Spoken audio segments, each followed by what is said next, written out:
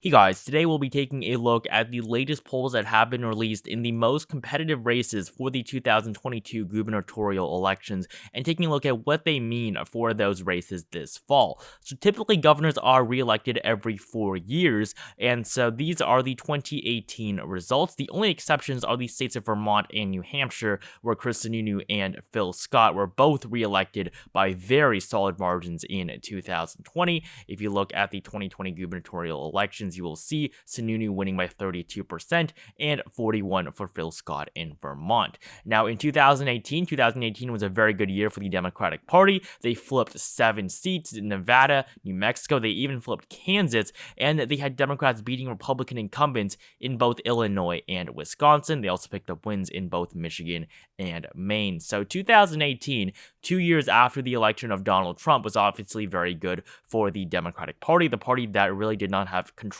in any aspect of government. They had lost both the House and the Senate as well in 2016. So in 2018, Democrats, it was a pretty good year for them. It was a blue wave, as you can clearly see by this map, 7 flips on the gubernatorial level. I think that 2022 will not be as extreme as, in terms of it favoring the Republicans, but definitely we should expect a red wave 2 years after the election of a Democratic president who at this point has not shown that he is very popular at all. And so, again, on the unpopularity thing for Joe Biden, in 2021, just last November, we saw Glenn Youngkin flip the seat in the state of, not the seat, but the governorship in the state of Virginia as he defeated Terry McAuliffe to win, the state for the first time in over a decade, winning a statewide race for the Republicans in Virginia. They had not done that, since the 2000s. And so Glenn Youngkin winning this race gave the Republicans 28 governorships and the Democrats 22. So I'm going to start off by filling in the more solid races on this map because obviously, whatever polls we get from Wyoming are not really going to matter. There's not worth looking at, as obviously the incumbent party is going to win their re-elections there. It's going to be very, very solid. Now, there are a couple of races that are not exactly solid, but they are, likely enough that, for one party that I'm really not going to look at them either in this video. And those are the states, for the Republicans first, the states of Iowa, South Carolina, and Florida. All these races are not going to be too competitive. Kim Reynolds in Iowa is not going to have too much trouble getting reelected, nor is Ron DeSantis in Florida or Henry McMaster in South Carolina. Now, for the Democrats, Oregon, I'm going to have as likely, so there are going to be a lot more likely states. Michelle Lujan Grisham in New Mexico, one of the flips we saw 4 years ago. In Colorado, Jared Polis. But we do have California with Gavin Newsom being very solid, J.B. Pritzker in Illinois, Tim Walz in the state of Minnesota, as well as Kathy Hochul, the new incoming governor of New York, who will be running for her first full term. And, even though we did see Republican governors Larry Hogan in Maryland and Charlie Baker in the state of Massachusetts, both of these states are going to flip for the Democratic Party, as those Republican incumbents are not running for re-election.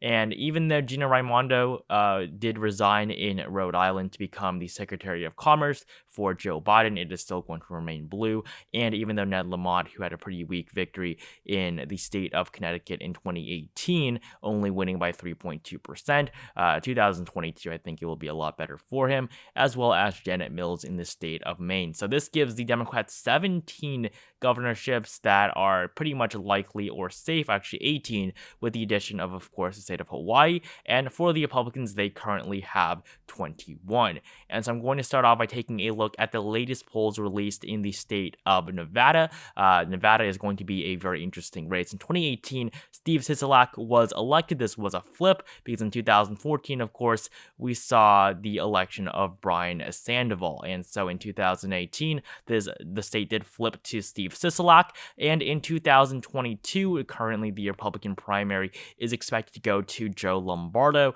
a sheriff from Summerlin. So Joe Lombardo has led in, the 2 latest polls that's been released, this year. And so in the head-to-head polls between Lombardo and Sisolak, currently Sisolak does lead by 4 polls in the latest independent poll released, as well as 2 points in this other one that was released later last year. So Right now, I would say the polling numbers are good for Steve Sisolak. He is currently expected to win his re-election. He is a pretty popular governor of his state, and so that is why currently I'm going to categorize the state of Nevada as lean in terms of what the polling numbers are currently telling us.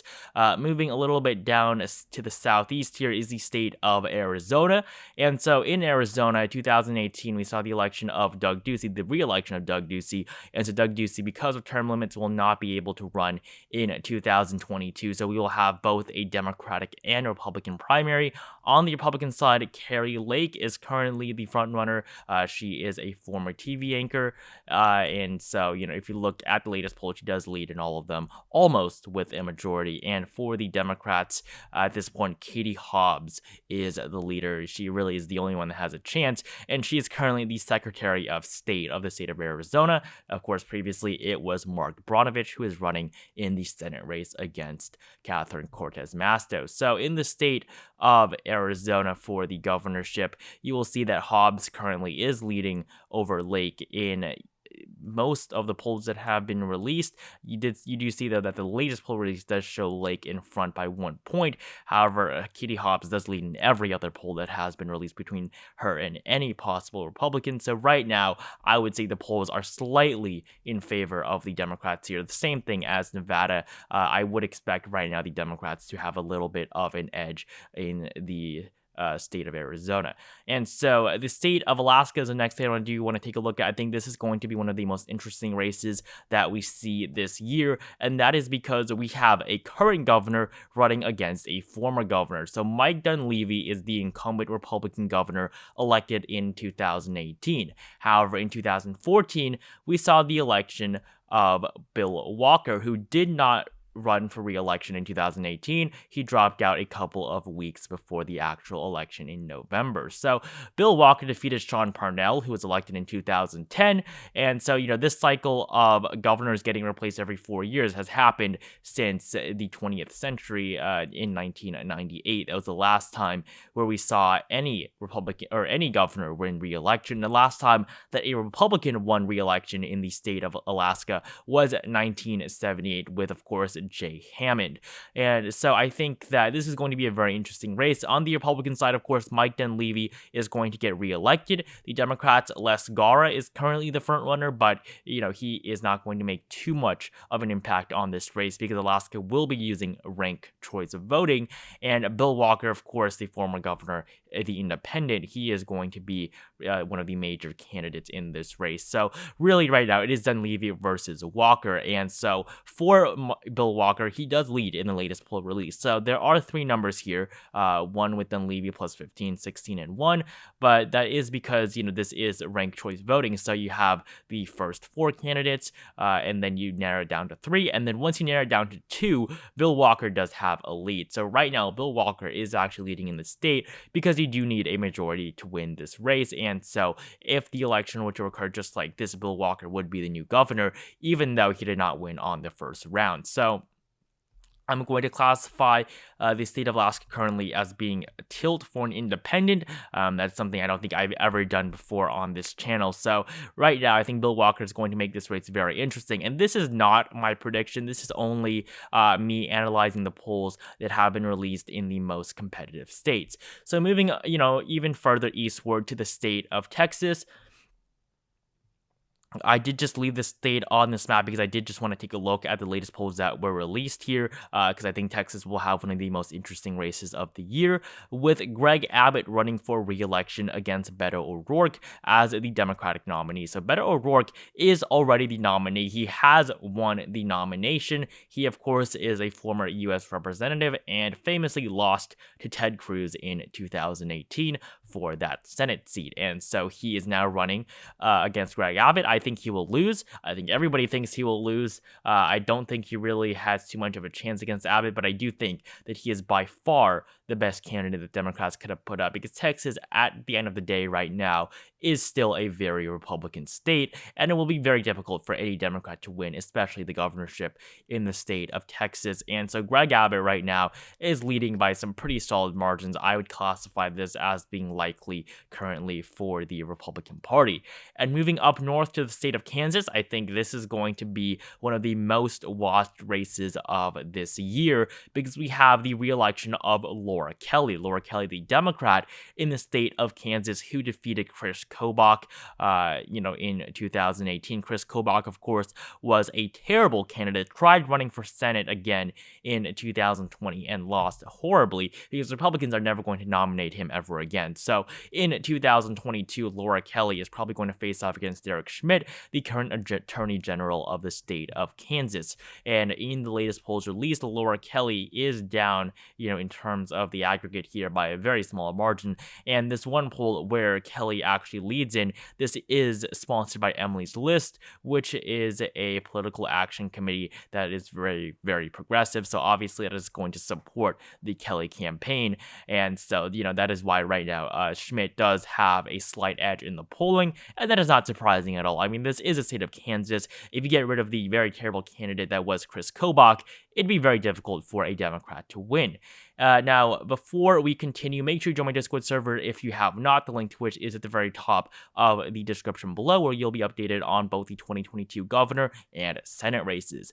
And so the next state I want to take a look at is the state of Wisconsin, with Tony Evers running for re-election. So we only have a couple more states left on this list of the more competitive races. So Tony Evers defeated Scott Walker, who was running for a third term in 2018. And so Tony Evers will be running for re-election in 2022 against Rebecca Kleefisch. Rebecca Kleefisch currently is the frontrunner for the GOP, and as of right now, she is losing in the polls. If you do look at the latest polls between Evers and Kleefisch, you will see that Tony Evers does have a pretty healthy lead, so I'm going to classify this as being lean for the Democrats currently. But Tony Evers, I don't think that he will have too much trouble getting reelected, but I do think, obviously, that it will be a very close race at the end of the day. And I mean, many of these states where Democrats are leading, it is obvious that they are very likely to underperform, as we saw both in the 2020 Senate elections, the 2020 presidential elections,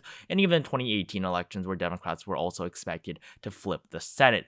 Now, moving on to the state of Michigan, we have the election of Gretchen Whitmer in 2018, defeating Bill Schuett. And so in 2022, the Republicans are probably going to now nominate James Craig, the former chief of the Detroit Police Department, and he is obviously not too big of a name, but this governorship, I think that, with James Craig running as the Republican nominee, I think it will be very difficult for the Republicans to win, because Gretchen Whitmer, even though she has been very unpopular during her tenure at many times, especially during COVID-19, she really has no opposition from her own party, which is going to be a big plus.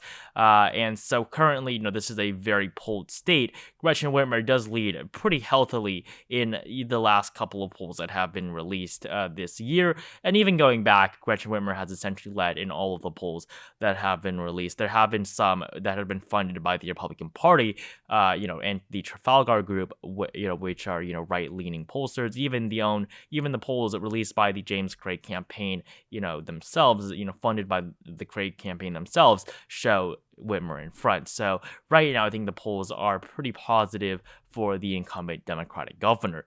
And in the state of Ohio, another very interesting race, this time with Mike DeWine. Mike DeWine elected in 2018. He is not, a very pro-Trump governor. He is, of course, a Republican and conservative, but, he has not always stood up for Trump, all the time. And, I mean, Ohio is a state that Trump won by almost 10 points, much larger than Mike DeWine's margin in 2018. And so in 2022, the Republicans are trying to unseat Mike DeWine as the Republican nominee. And so Jim Renacci right now is the frontrunner to do this. However, he is not doing too well. Jim Renacci did lose against Sherrod Brown in 2018. And so, right now, Jim Renacci's poll numbers have plummeted, while Mike DeWine has basically secured enough support at this point. I do think that Mike DeWine will end up being the nominee. And for the Democrats, John Cranley, the former mayor of Cincinnati, is the presumptive Democratic nominee at this point in time. And And so with the two head-to-head, DeWine does lead by 2 points in the latest poll. However, this is funded by the Republicans, but in a much earlier poll, Mike DeWine did lead by 22 points. So right now, I would say polling is good for the Republican Party. I'm going to classify that as lean for the GOP. We have 2 states left, starting off with the state of Pennsylvania, where we don't actually have polls from that state. Tom Wolf was elected in 2018 by a very large margin, re-elected alongside John Fetterman. And in 2022, there would be both a Democratic and Republican primary. Currently, Josh Shapiro is the frontrunner for the Democratic primary. He's gotten many endorsements, including the endorsement from Bob Casey. Of course, Bob Casey is the senator that won re-election by a huge margin in 2018. And for state executives, we have seen Tom Wolf, the incumbent governor, also nominate Shapiro. For lieutenant governor, there's also going to be a race for that. While for the Republicans, Lou Barletta currently is the front runner. So this is going to be a very contested race. And so right now, there are absolutely no polls released for the Pennsylvania gubernatorial election this fall. And so that is why I'm not going to be able to make a classification of this on this list. And the final state on this map is the state of Georgia, and this is going to be the big one. I think this is going to be one of the most watched races as well, and I think I do think that this will be much more competitive than Kansas or Texas. In 2018, Stacey Abrams came very close to defeating Brian Kemp and being the first Democratic governor of the state in decades. In 2022, we're going to basically have the same race: the Republican primary with Brian Kemp and the Democratic primary with Stacey Abrams. And the latest polls between the two show the Republicans, of course, leading. Abrams versus Kemp, just look at the polls where we have that black dot there showing the incumbency. David Perdue is also in the race for the GOP primary, but he is losing it by all accounts by quite a bit. But of course, in Georgia, you do need an outright majority. A plurality is not enough, which is why, both candidates are shown in red as long as they do not have over 50% of the vote. So I think that Brian Kemp is going to end up beating David Perdue, even though Perdue has support from Trump. Perdue is a pretty lackluster candidate and is not really going to make too much of a difference. So right now, the polls, however, on the statewide level against Democrats do favor Brian Kemp, and so that's why I'm going to classify Georgia as well as being lean for the Republicans. So these are, this is my analysis of the latest polls that have been released for the competitive races in the 2022 gubernatorial elections. 25 for the Republicans, 22 for the Democrats, 1 where we have no polling, and 1 independent in Bill Walker in Alaska. So thank you guys so much for watching this video. Make sure you like it down below if you enjoyed it. Comment down below which governor races you are watching, which ones you think are the most intriguing. Subscribe to my channel if you have not. Make sure to join my Discord server, link at the very top of the description below, and I will see you guys in the next video.